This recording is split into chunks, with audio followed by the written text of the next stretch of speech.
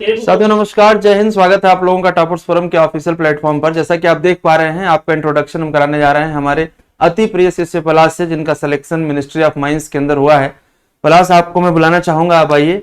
और हमारे व्यूवर्स जो कि लगातार आप आइए हमारे व्यूवर्स जो खूब खुश रहिए, आशीर्वाद ढेर सारा। सबसे पहले तो एक इन फूलों से आपका स्वागत है।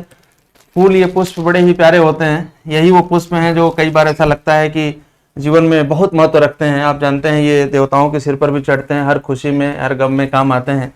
इन फूलों का बड़ा महत्व है जीवन में। लेकिन इस तरीके से स्वागत वाले जो फूल होते हैं वो आपको मिले, इसके लिए आपको लगातार मेहनत करनी पड़ेगी। मेहनत सही दिशा में हो और किस तरीके से हो, वो सब आप इन्हीं के जुबान से सुनेंगे तो ज्यादा बढ़िया लगेगा, क्योंकि हमारी बातें तो आप लोग हमेशा सुनते ही रहते हैं, बहुत यूजुअल हो जाती हैं आपके लिए। बिल्कुल परेशान नहीं होना है। आप अभी जो वीडियो देख रहे हैं, आप कमेंट में भी आराम से पूछिएगा, जो जो आपको मन करेगा ये सब कुछ आपको जवाब दे देंगे। मैं इनको एक्सेस दे दूंगा कमेंट का जवाब देने के लिए ऑफिशियली। प्लस दो तीन बातें आपसे होंगी। सबसे पहले तो ये आप बताइए अपने बारे में कि आपका पोस्ट क्या है, आपका सिलेक्शन किस ईयर में हुआ है, और जिस वर्ष आपका सिलेक्शन हुआ है उस वर्ष आप कितने आशान्वित थे, किस बार हो ही जाएगा हमारा सिलेक्शन। जी, मेरा नाम पलाश अशोक है। मेरा सिलेक्शन सीजीएल 2022 से हुआ है, जूलॉजिकल सर्वे ऑफ इंडिया में। मैं वहाँ असिस्टेंट की पोस्ट पे हूँ, जो कि लेवल 6 की पोस्ट है। तो स्टार्टिंग में प्री के टाइम पे तो मुझे बिल्कुल भी उम्मीद नहीं थी कि मेरा सिलेक्शन होगा, और मेंस तक आते आते स्पेशली सुपर सिलेक्शन बैच के बाद में मुझे काफ़ी कॉन्फिडेंस मिला कि अच्छा, यहाँ पर मैं थोड़ा आपको रोकूंगा, जैसे दो बातें इसमें ये हमारे व्यूअर्स को कंफ्यूज कर सकता है। पहला तो आपने कहा लेवल 6 की पोस्ट है, तो ये पोस्ट की डिटेल्स बहुत ज्यादा एस्पिरेंट जानते नहीं, उन्हें लगता है बस एक नौकरी मिल जाए। तो लेवल 6 और ग्रेड पे अपना थोड़ा सा आप क्लेरिफाई कर दें, फिर उसके बाद एक प्रश्न और है। लेवल 6 ग्रेड पे 4200 की होती है। आप जिस पोस्ट पर हैं वो 4200 ग्रेड पे की पोस्ट है, ठीक है। और लेवल 6 क्या है, मतलब जहां आप काम कर रहे हैं वो लेवल 6 का मतलब, या एसएससी ने स्पेसिफाई कर रखा है लेवल 6? सेंट्रल गवर्नमेंट में लेवल 1 से लेके लेवल 15 तक की पोस्ट रहती है। यूजुअली आपके एलडीसी लेवल 2 पे होती है, यूडीसी वगैरह लेवल 4 पे होती है। बढ़िया। और जो यूपीएससी लेवल की पोस्ट होती है वो लेवल 10 से स्टार्ट होती है। ठीक, मतलब आप ये समझिए कि ये लेवल 6 पर है, राइट। अब प्लस जो दूसरा मेरा सवाल था, वो आपने कहा कि अभी जब आपका सिलेक्शन हुआ तो आप किसी सुपर स्पेशल बैच की बात अभी कर रहे थे थोड़ी देर पहले जी, उसके बारे में थोड़ा सा बताइए।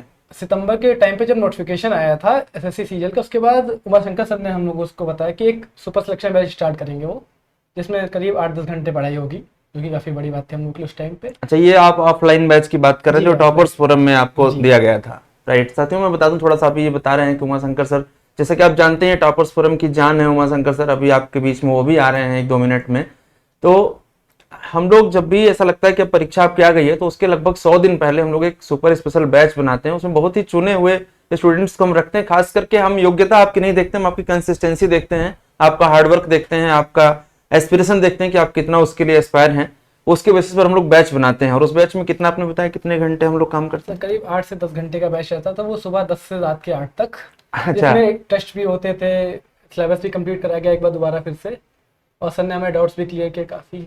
हम लोग अच्छा, तो मतलब ये पहले बताइए मुझे कि जैसे आप कह रहे हैं सुबह 10 बजे आ गए और रात को 8 बजे तक बैठे हुए हैं, तो ऐसा नहीं लगता था कि समय आपका बर्बाद हो रहा है? ये काम आप घर पे बैठ के कर सकते हैं, लाइब्रेरी में कर सकते हैं, कोचिंग में बैठ करके, वो भी एक ऐसे बेंच पे जहां कमर में कोई दर्द होने लगे, ऐसे लकड़ी पर बैठना, तो आपको कंफर्टेबल कैसे होता था ये पूरा 10-12 घंटे का टाइम? पूरा 10 घंटे फोन जेब में रहता था। अच्छा, 10 घंटे फोन भी नहीं यूज होता था? काफी प्रोडक्टिव समय गया वो 10 घंटे हम लोगों का। चलिए, बहुत बढ़िया। साथियों मैं बता दूं कि उस बैच की खास बात ये भी होती है कि उसमें आपका फोन जमा हो जाता है। बैच फोन नहीं आपको यूज करना है, लिमिटेड खाना खाना है, लिमिटेड पानी पीना है। तो उसका परिणाम जो मिला वो आपको परीक्षा में कितना मिला, वो थोड़ा मुझे बताइए और साथ में व्यूअर्स को बताइए। कंसिडरिंग कि मैंने तैयारी जून में ही चालू की थी, तो सितंबर तक मेरा सिलेबस भी काफी हद तक कंप्लीट नहीं था। लेकिन उस 10-10 घंटे 3 महीने 4 महीने देने के बाद जब मेंस के टाइम में मैंने एग्जाम दिया है, उस समय मुझे काफी सारी चीजें आती थी, और वो चीज एग्जाम हॉल में रिफ्लेक्ट होती है। राइट, मतलब ये समझा जाए कि जो क्लासरूम के लेक्चर प्रोग्राम होते हैं, वहाँ से काफी सारे वहां से चीजें आपको एग्जाम में सीधे मिलती हैं। बढ़िया है प्लस, ठीक है। ढेर सारी बधाइयां हमारी तरफ से। और मैं चाहूंगा कि उमा शंकर सर आए, और आप लोग भी जानते हैं उमा शंकर सर ये मैथ के बादशाह कहे जाते हैं, खास करके लखनऊ ऑफलाइन प्रोग्राम में। तो आगे की बात सर आपको खुद ही बताएंगे, ठीक है प्लस? पहले तो प्लस आपको बहुत बहुत हार्दिक शुभकामनाएं। जैसे कि विनय सर ने बहुत सारी इसके बारे में बातें की, तो थोड़ा सा मैं इसके बारे में बता देता हूँ पर्सनल लेवल पर। तो पहले मैं इसके बारे में बताऊं, इसने जब पेपर जब दिया एसएससी का तैयारी चालू की, और सबसे बड़ी बात है कि इसने कई लोगों के जो भ्रम पड़े रहते हैं कि सर फर्स्ट टाइम सिलेक्शन होता है कि नहीं होता है, इस बच्चे ने यहाँ तक मैं कह सकता हूँ मेरे को भी 2-3 जगह इसने गलत साबित किया। गलत साबित इन द सेंस ये कह सकते हैं कि इसमें जितनी उम्मीद थी कि यार इतना तो नहीं कर पाएगा, इससे उससे ज्यादा इस बच्चे ने रेड दिया। कह सकते हैं कि यार पहली बार एक बच्चा कोचिंग कर रहा था, स्टार्टिंग की इस बच्चे ने, और फर्स्ट टाइम में इसने पहला सीडीएस का भी एग्जाम निकाला, एसएसबी तक पहुंचा। पहली बार इस बच्चे ने सीपीओ का भी एग्जाम दिया, उसमें भी इसकी फाइनल जॉइनिंग हुई, रनिंग फनिंग सब कंप्लीट, टेस्ट पास नहीं किया, रनिंग तक फाइनल जॉइनिंग तक हुआ। इसके बाद इसने सीजीएल में भी दिया, वो भी जॉब ली, और उसके बाद इसने सीएचएसएल का भी इसने फाइनल दिया, उसमें भी जॉब ली। तो लगातार इसने जो भी एग्जाम दिया फर्स्ट टाइम में क्वालिफाई किया। तो बच्चों के दिमाग में ये आता है कि गुरुजी फर्स्ट टाइम कोचिंग करते हैं, सिलेक्शन हुआ कि नहीं हुआ, तो इस बात को जान लो कि फर्स्ट टाइम में हो सकता है। और रही बात इसकी, मैं आपको बता देता हूँ, ये हमारे ऑफलाइन का बच्चा स्टूडेंट कंटिन्यूस पढ़ता रहा, रेगुलरिटी थी भाई, शेष बात को जरूर कहेंगे, रेगुलरिटी इतनी कि कभी मुझे नहीं लग रहा है इसकी क्लास भी 1-2 बार मिस हुई होंगी तो बहुत बड़ी बात है, क्लास कभी मिस नहीं की। और हाँ, कहते ना कुछ होते हैं साइलेंट क्लर्क, उस तरह से अपना काम करता रहा। मैं अपने आप को गलत इसलिए कहता हूँ, कभी बोलता ही नहीं था क्लास में, कभी बोला ही नहीं कि सर मेरे पर कोई चीज है। आखिरी में जब भी मिलता 2-4 मिनट के लिए सर डाउट ये आ गई, ये प्रॉब्लम है, तो ये बात करने जरूर लग जाता था। और नहीं तो शांत अपने आराम से पीछे बैठ कर चुपचाप लगे रहना शांति से।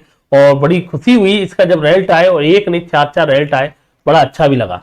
तो प्लस तुमसे एक बात जानना चाह रहे फाज ने, जैसे आपकी जो प्लानिंग थी पढ़ने की, जैसे आपने जो मैथ्स पढ़ा आपने, तो मैथ्स कैसे, मतलब जैसे मेरे नोट्स वगैरह मैंने आपको पढ़ाए, इसके अलावा उसको क्या रिवीजन कैसे किया ने थोड़ा सा बच्चों को जरूर बताइए। क्यों मैथ्स में आप सबसे ज्यादा जो डरे हुए थे, आपकी सब्जेक्ट थी मैथ्स, आपने कहा सर मैथ्स से हमें डर लगता है, फिर मैं उसी को जानना चाह रहा हूँ मैथ्स से कैसे क्या किया आपने उसके बारे में। सर आपकी क्लासेस के बाद मैंने आपकी दी शीट्स लगाई पूरी, फिर उसमें जो क्वेश्चन में अटकते थे या फिर कठिन थे उनको मैंने टिक कर लिया।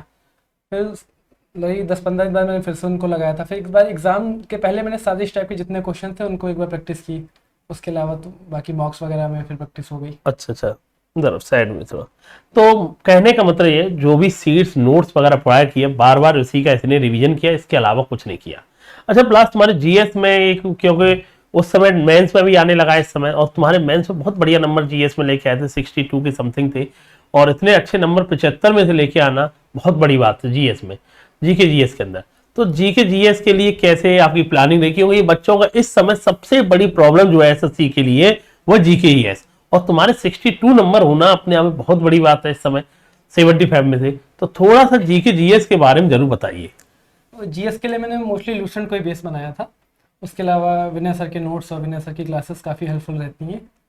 बाकी जीएस में काफ़ी से बच्चे हिस्ट्री और पॉलिटी तो पढ़ते हैं पर पीसीबी को इग्नोर कर देते हैं। वो जो साइंस का सेक्शन है वहाँ से काफ़ी में 5-6 क्वेश्चन आते हैं और वो गेम चेंजर हो जाता है लास्ट में, वो सेक्शन काफ़ी इंपॉर्टेंट है। अच्छा तुम एक बात, जितने बच्चे वीडियो सुन रहे होंगे एक चीज नोटिस कर रहे होंगे, ये पॉइंट टू पॉइंट बात कर रहा है, इन द सेंस कह सकते हैं जितना कम मैटर इसने पढ़ा ना उसी में से इसने जो कर लिया।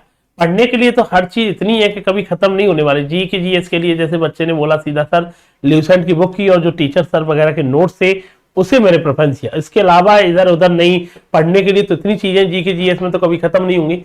मतलब कम मैटर में इसने जो चाहिए था एग्जाम पॉइंट ऑफ व्यू से उसी पर फोकस किया। अब ये नहीं कि हर चीज के लिए इतना सारा मैटर है कि सर ये यूट्यूब से जाना है। अच्छा ये चीज जैसे कि सर ने स्टार्टिंग बात की थी, एक बात आप क्लियर कीजिए, आपने कभी जैसे यूट्यूब वगैरह इस ऑनलाइन सोशल मीडिया से कब कितने जुड़े कि आपने ऑफलाइन पे फोकस किया था, ये जानना है। नहीं मतलब मेरी सुबह से शाम तक ऑफलाइन ही क्लासेस चल रही थी। अब उसके बाद घर जाके अगर मुझे यूट्यूब पे भी पढ़ाई कहीं देखना पड़े तो काफ़ी बोरिंग हो जाएगा वो तो यूट्यूब पे तो मेरा कुछ था ही नहीं इस टाइप का। मतलब कह सकते हैं कि आपने जितनी भी स्टडी करके गए ऑफलाइन की थी जी पूरी। और जैसे सर ने आपको बताया श्योर सिलेक्शन के बारे में 10 से 8 से लेकर के ये बेटा हमारा जो सर ने बताया बैच के बारे में, इसकी पूरी डिटेल वगैरह बहुत कुछ है इसमें, स्पीड टेस्ट से लेकर के टॉपिक वाइज पढ़ाना भी। और लग जरूर रहा होगा इतना लंबा कैसे बैठना क्या बैठना है वैसे। अच्छा बोरिंग वगैरह तो नहीं लगता था इतने लंबे? स्टार्टिंग में तो 1-2 हफ्ते तो बैठना काफी मुश्किल था पर धीरे धीरे फिर प्रैक्टिस हो जाती है।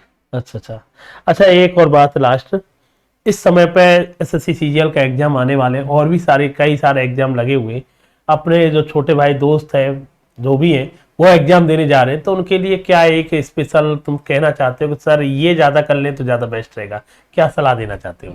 सबसे बेस्ट चीज़ तो ये है क्वेश्चन ज़्यादा अटेम्प्ट कर लें चांसेस काफी बढ़ जाते हैं। हाँ, बाकी ये अगर जीएस मैथ पे फोकस ज्यादा होना चाहिए इस समय। नंबर ऑफ क्वेश्चन की इसने ये बात इसलिए की क्योंकि इसने खुद ने प्रैक्टिकली किया है। जितने भी एग्जाम निकाले नंबर ऑफ क्वेश्चन बहुत अच्छे अटेम्प्ट किए इसने। सीजीएल में 100/100 ही करके आया था बच्चा ये, ठीक है। ये इसका बेस्ट थी और मेरा मानना भी है इस समय जो कट ऑफ चल रही है 160 152, तो कम क्वेश्चन 70-75 करके तो कोई मतलब नहीं है। इसने नंबर ऑफ क्वेश्चन पर बहुत फोकस किया। और स्पीड टेस्ट के बारे में क्या कहना चाहते हैं? स्पीड टेस्ट कितने क्या करना चाहिए आपके हिसाब से? स्पीड टेस्ट तो काफ़ी ज़्यादा प्रैक्टिस करनी पड़ेगी क्योंकि मेन एग्जाम हॉल सिनेरियो वाले मॉक ही इंपॉर्टेंट होते हैं, वरना अगर अचानक से आप मॉक देखेंगे उसके बाद अगर बिना मॉक दिए अगर आप एग्जाम हॉल में बैठ जा रहे हैं तो फिर आप इतने टाइम लिमिट में कर नहीं पाएंगे क्वेश्चंस। अच्छा। एसएससी में नॉलेज नहीं मैटर करती है, स्पीड मैटर करती है। अगर आप 60 मिनट में 100 क्वेश्चन नहीं अटेम्प्ट कर पा रहे हैं तो फिर एग्जाम नहीं निकल पाएगा आपका, भले आपको कितना भी आता हो। तो स्पीड टेस्ट जैसे आपने कितने क्लास के अल्टरनेट रहता था, डेली का क्या रहा था आखिरी टाइम पे, जैसे लास्ट के 100 दिन में आप अपनी अगर प्लानिंग जानना चाहें आपसे, क्या रहा था? स्पीड टेस्ट डेली का रहता था, अल्टरनेट रहता था? प्री के टाइम पे सुपर सिलेक्शन बैच में तो आप डेली ही टेस्ट लगवा रहे थे। फिर मेंस के स्टार्टिंग में तो सीपीओ की रनिंग वगैरह के वजह से थोड़ा फोकस कम था, तो एक वजह सीपीओ की रनिंग हो गई, उसके बाद तो डेली हम लोग मॉक टेस्ट दे रहे थे। मतलब कह सकते हैं आखिरी टाइम पे चाहे प्री हो चाहे मेंस हो सर, उसमें तो हमने मैक्सिमम स्पीड टेस्ट पे फोकस किया जिससे कि टाइम आपको मैनेजमेंट हो जाए।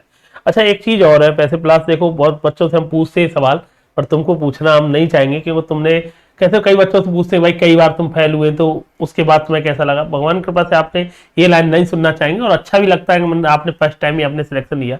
हाँ, ये जरूर जानना चाहेंगे, कहते ना हर एक बच्चा हर एक दोस्त कहता है सर सिलेक्शन में किस किस के जैसे तुम्हें सपोर्ट बहुत चीजों की जरूरत होती है। आप भी एक स्टूडेंट हो, पढ़ते पढ़ते कई जगह पे आपको भी लगा होगा कि नहीं हुआ, फिर भी एक सपोर्ट के लिए दोस्त होंगे तुम्हारे या फैमिली में या गुरु में, तो थोड़ा सा उसके बारे में जरूर बताइए। दोस्त वगैरह का क्या रहता था, जैसे पढ़ते थे सपोर्ट वगैरह, कौन कौन से ऐसे दोस्त थे जिन्होंने अच्छा खासा सपोर्ट तुमको मिला?